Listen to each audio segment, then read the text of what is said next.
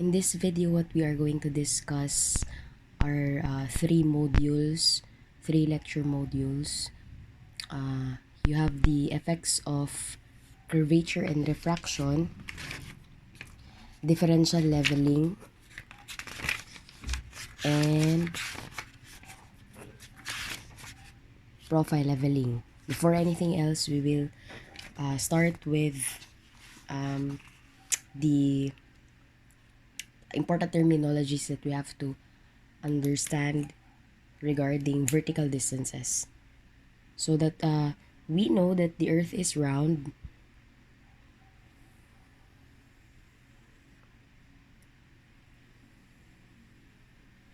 and wherever we stand, any point in the earth, okay,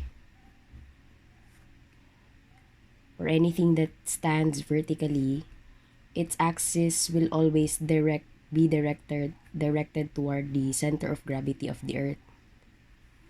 Okay, so that this is what you call the plumb line, and that when you say vertical distances, it is always measured along the plumb line. Okay, so say for example, we have here a certain surface of the earth. We know that the earth is irregular, so let's draw certain irregularity in the surface of the earth. Say we have here a certain point on the surface of the earth. Okay, so when we say elevation, okay, we have what you call a certain level along the earth. Okay, that is what you call the mean sea level. From the words themselves, of course, this is the average level of our total body of water. Now, if we are to measure the elevation or the vertical distance of a certain point on the surface of the earth, then we are going to measure along the plumb line. Okay, and then from the mean sea level up to that certain point. Okay, so this is now what you call the elevation, okay, of a certain point on the surface of the earth, so that it is said that a certain point is more elevated, okay, if its elevation is larger, and that means na mas habog siya na part, no? So of course, when we are on top of the hill, then on a certain hill, then that means we are more elevated than when we are on the bottom of a hill. So that's what you mean by elevation. Okay, now let's proceed to what you call, or one of the topics, effects of curvature and refraction. Now, in measuring vertical distances, we are using what you call a different leveling instruments. Okay, so whenever we use leveling instruments, okay, we always see to it that the axis of the telescope is the bubbles should always be at the center, meaning the axis is upright. Okay, so that if we are to see through the lens or the telescope of our leveling instrument, okay, readings or elevations, stadia readings will be greatly affected, because the line of sight is always horizontal. Okay, so in that case, say for example, we have here a level surface of the earth. Okay, and a level, when you say level surface, it conforms to the curvature of the Earth. Okay, and then line of sights of our eyes or of the leveling instrument is always horizontal. Okay, now due to refraction, this line of sight, there is a tendency that this line of sight will somehow bend. Okay, now this is what you call the effect of refraction.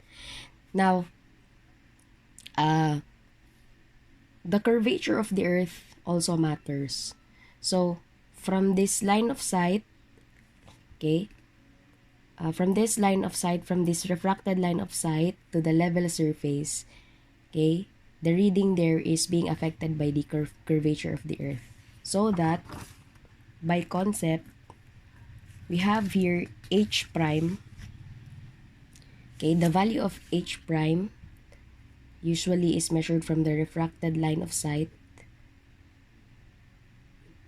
okay, up to the level surface.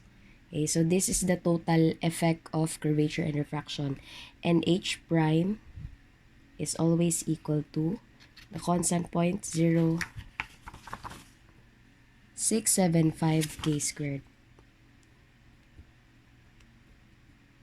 Now k here is the horizontal distance from what you call the point of tangency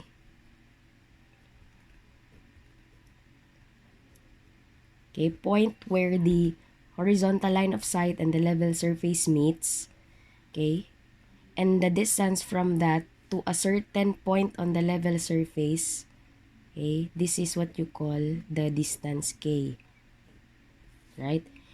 And this distance k, the value to be substituted in the value of k in this equation should be in meters, or rather kilometers. The value in kilometers, and the resulting value of h will be in meters. Okay, so let's have an example. Determine the combined effects of the Earth's curvature and atmospheric refraction on sight distances 60, 90, 120, 150, and 500 meters. Okay, so to illustrate, we have here a level surface. Okay.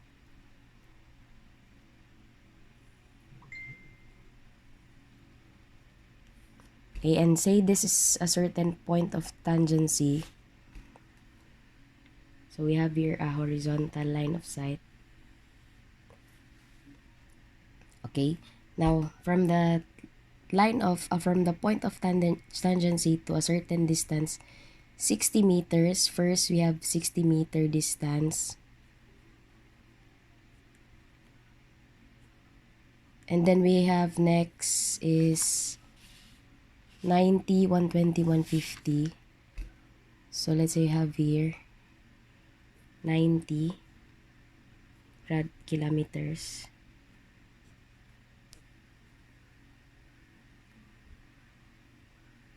$120, so on and so forth.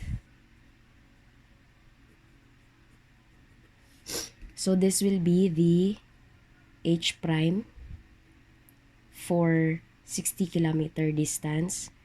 This will be, let's say this is h prime 60. This one is h prime 90. This one is h prime 120, so on and so forth.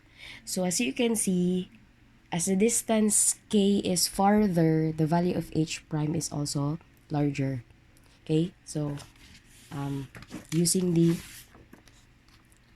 or rather meters pala, so this should be in meters.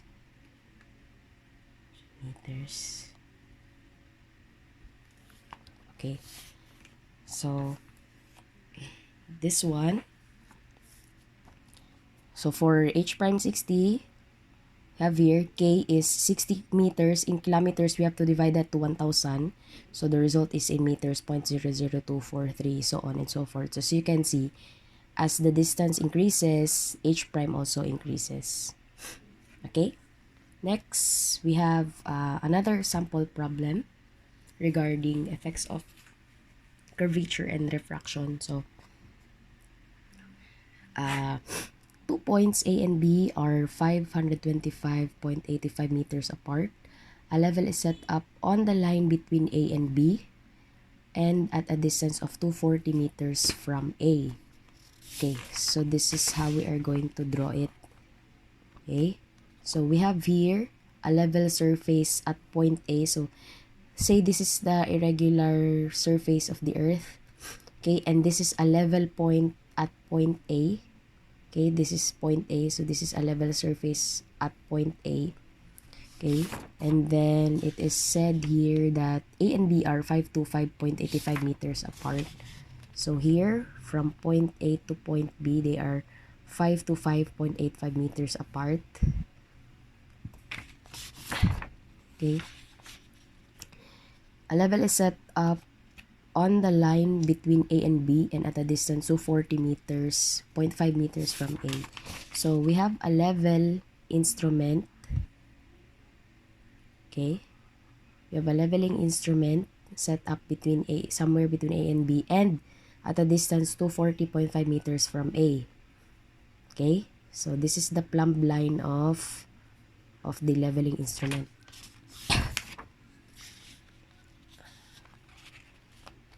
Now, if the rod reading on A is 3.455 meters, meaning we have here what you call a stadia or a vertical ruler at point A, set up at point A and also at point B. And the rod reading, this is the line of sight. So, meaning the rod reading is 3.455. So, meaning from the bottom of the stadia, which is at point, exactly at point A, that is 0, up to the line of sight, the middle hairline, crosshair of the leveling instrument is 3.455. Okay, and then on B, the reading is 2.806. Okay, on B, that is 2.806. So this one, 2.806. Okay, now we have to remember, the smaller the rod reading in a certain setup, meaning the more elevated is that point. Okay? So, since the rod reading in B is lesser than that in A, meaning A is less elevated than B.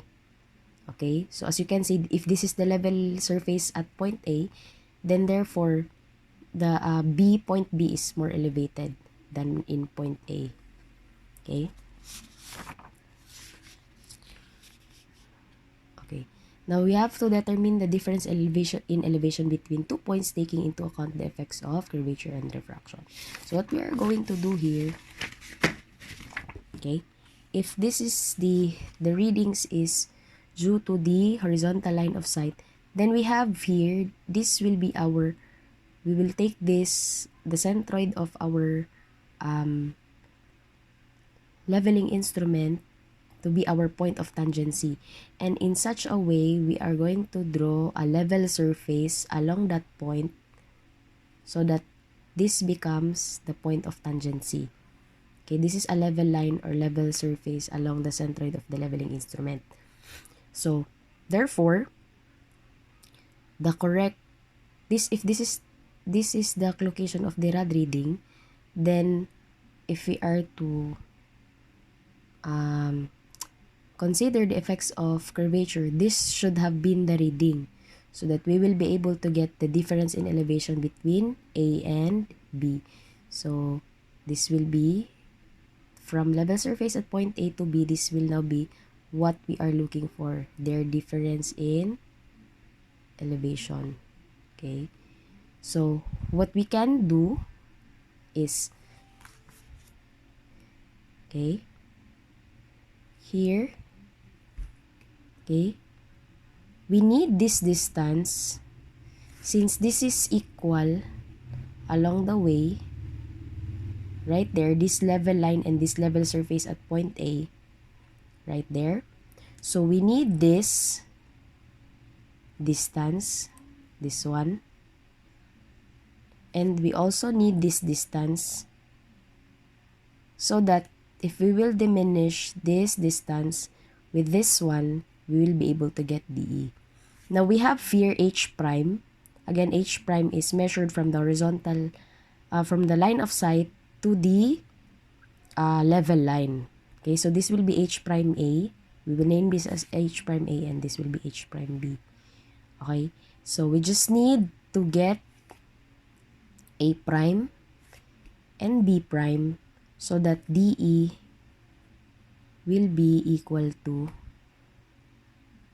A prime minus B prime. Now, to get A prime, we need the rod reading A right here, this one, minus H prime A. And for B prime, we need the rod reading B minus H prime B.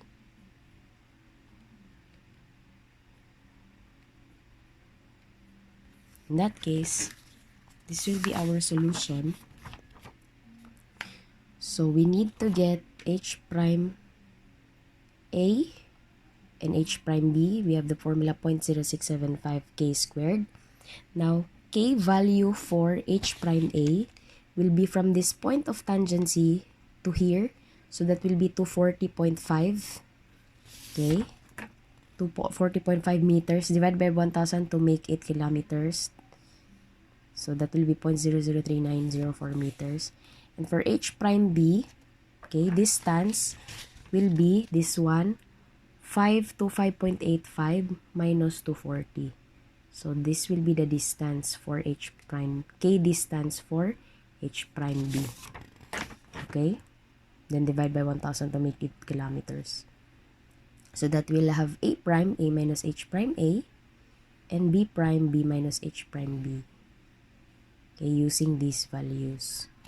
So therefore, we have now the difference elevation between A and B, A prime minus B prime. So this one minus this one. Therefore, the difference in elevation between A and B, considering effects of curvature and refraction, is 0.65. Okay. We will now proceed to the next problem of effects of curvature and refraction. Okay. Now, a woman standing on a beach can just see the top of a lighthouse. So we have here a woman, other side of, this is now the point of tangency. This is the line of sight of the woman. So let's say what standing here is a woman, and then this is its distance where it could see the horizon right at this point. Okay, but there is a lighthouse at the other side, so that its top end, she could just barely see the top end. Okay, so let's say KW is from this point of tangency to the woman, and KL from this point of tangency to the location of the lighthouse. So the lighthouse is 24,140 kilometers, or rather, this should have been 24.14 kilometers away. If her eyes above sea level is 1.738, so eyes above sea level, let's say this is the level, sea level, 1.738, determine the height of the lighthouse above sea level. So we are going to find this height of the lighthouse. So what we are going to do is, since we have H prime for the woman, we need to get the value of K right here. So HW equals 0.0675 KW squared, 1.738.0675. This should be 75 KW squared. So KW is square root of 1.738 over 0.0675. So that will be 5.074 kilometers. So this distance is 5.074 kilometers. Now, since it is said that the distance of the woman to the lighthouse is 24.14 kilometers, okay, then therefore the distance from the point of tangency to the lighthouse is 24.14 minus 5.074 kilometers. So that will be 19.066. So we'll be able to get HL. So substitute. Then therefore the height of the lighthouse is 24.537 meters. Okay. So that's it for the effects of curvature and refraction.